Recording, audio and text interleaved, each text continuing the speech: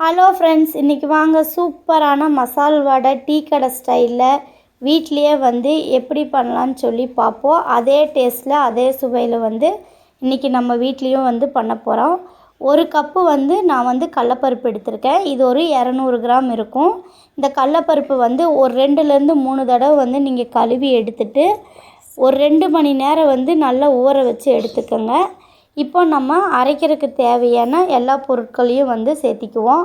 ஒரு 5 வரமிளகாய், 2 பல் பூண்டு, கொஞ்சமாக வந்து இஞ்சி, 1 டீஸ்பூன் அளவுக்கு சோம்பு வந்து சேர்த்திக்கிங்க.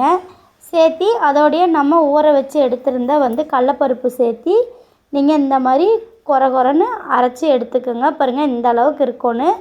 தண்ணி வந்து சேர்த்தி அரைச்சிடாதீங்க. அந்த ஊறி இருக்கிற தண்ணியிலே அரைச்சி எடுங்க, கரெக்டாக இருக்கும்.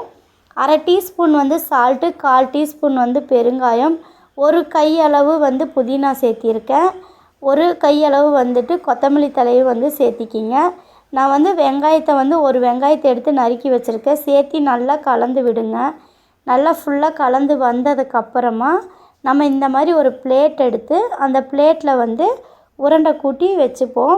இப்படி வச்சுட்டா நீங்கள் ஆயில் சூடானோடனே டக்கு டக்குன்னு போட்டு எடுத்துடலாம். ரொம்ப நேரம் ஆகாது உங்களுக்கு. இப்போ பாருங்கள், நான் வடை தட்டிட்டேன்.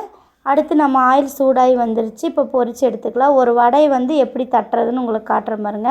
இப்படி உருண்டை கூட்டி வச்சு இப்படி தட்டிலையே வச்சு இப்படி எடுத்திங்கன்னா சூப்பராக உங்களுக்கு வந்து வந்துடும். நம்ம மற்ற கையோ வாழலையோ வந்து யூஸ் பண்ண தேவையில்லை. இப்போ நமக்கு எண்ணெயில் பொரித்து எடுத்துக்கலாம். எண்ணெயில் போட்டு நல்லா ஒரு மீடியம் ஃப்ளேமில் வச்சு பொன்னிறமாக வர வரைக்கும் 2 சைடும் வந்து நீங்கள் திருப்பி விடுங்க.